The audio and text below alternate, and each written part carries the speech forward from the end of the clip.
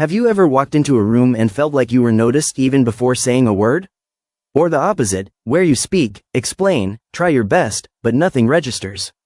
The key question is, where does charisma actually start? Most people think charisma comes from speaking well, or from high self-confidence, or knowing how to own a room. But the truth is, charisma begins before the first word is spoken. Before you open your mouth, your body is already talking. The way you stand, walk, sit, pause, even breathe, all of these send a message. Am I at ease with myself, or am I not? A person at ease with themselves doesn't need to show off. They don't need to prove themselves. And that alone creates charisma. Charisma is when you enter a space without trying to dominate it. And the paradox is, this makes the space naturally pay attention to you. Charisma begins the moment you stop asking, how will I be seen? And start asking, who am I really? And this leads us directly into the next section. You might have good intentions. You might see yourself as a valuable person. But charisma isn't built on intentions, it's built on consistent behavior. This is where behavioral identity comes in. You judge yourself by your intentions, but others judge you by your behavior. And if those two aren't aligned, charisma falls apart. For example, you might say you are confident, but if you over-explain, back down quickly, constantly seek approval, this mismatch becomes obvious. Even if someone can't articulate it, they feel something is off. Charisma happens when your words, body, decisions, and reactions all communicate the same thing. Perfection doesn't matter, flawlessness doesn't matter, consistency does. People are drawn to someone predictable and genuine. And trust is the foundation of charisma. But even if this alignment exists, there's still one crucial element most people lack, and that is presence. Have you ever talked to someone and felt like they are truly here? Not just their body, but themselves.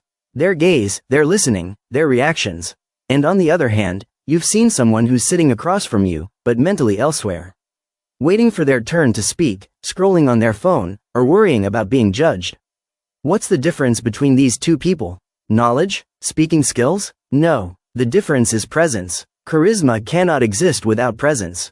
You can speak correctly, you can behave appropriately, but if you lack presence, nothing registers in the mind of the other person. Presence means when you listen, you genuinely want to understand, not just prepare your response.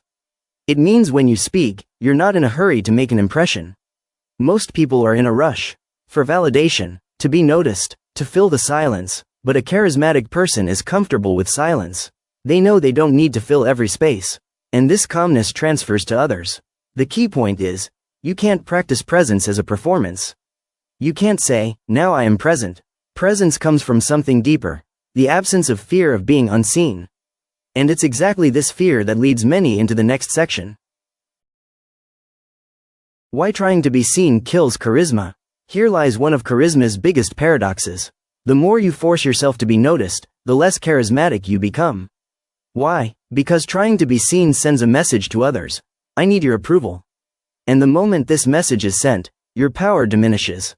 A charismatic person does not interrupt, does not overwhelm with extra explanations, does not pretend to know what they don't. They are unhurried in proving themselves. Because internally, they have answered the question, am I enough, even if not everyone likes me? Charisma means letting people approach you on their own, not pushing them toward you. Many people think charisma is about being flashy. But most of the time, charisma lies in not controlling everything. In allowing the space to breathe. Performance kills charisma because performance equals role-playing. And people, often unconsciously, sense when someone is playing a role. Even if they can't explain why, they feel that something isn't real. And that's enough to create distance. But now a more important question arises. If you're not performing, if you're not forcing attention, when exactly does charisma reveal itself? The answer lies in something most people fear: silence. Charisma emerges in silence, not in words. Have you noticed that some of the most powerful moments happen precisely when nobody is speaking? We've been conditioned to fear silence. We think if we don't fill every pause, if we don't explain, if we don't talk, we lose control. But charisma begins exactly when you move past that fear. A charismatic person is comfortable with silence. Not because they have nothing to say, but because they understand they don't always need to speak. Their silence is never empty. It's full of confidence, full of choice. When you pause before responding, you're sending a message. I'm not in a rush. I am deliberate. When you don't feel the need to fix every misunderstanding, or to justify yourself constantly, you demonstrate trust in yourself. Often, charisma is found in what you remove, not what you add: extra explanations, nervous jokes, defensive reactions. A person comfortable with silence makes others feel safe, because they sense they don't have to perform either. But here lies a danger: not all silence is charismatic, and understanding the difference is crucial. The difference between powerful silence and fearful silence. Silence is not always a sign of power. Sometimes it is a sign of fear. And people, even unconsciously, can tell the difference. Fearful silence comes from not wanting to mess up, not wanting to be rejected, not wanting to be judged. In fearful silence, the body is tense. The gaze is evasive. The mind is counting the seconds. When will this end? Powerful silence, on the other hand, is a choice, not a reaction. In powerful silence, the body is calm. The gaze is steady. And most importantly, you are comfortable with the outcome of not speaking. Charisma comes from knowing. If it's necessary to speak, you will speak. If it's not necessary, you remain silent, and you're not afraid.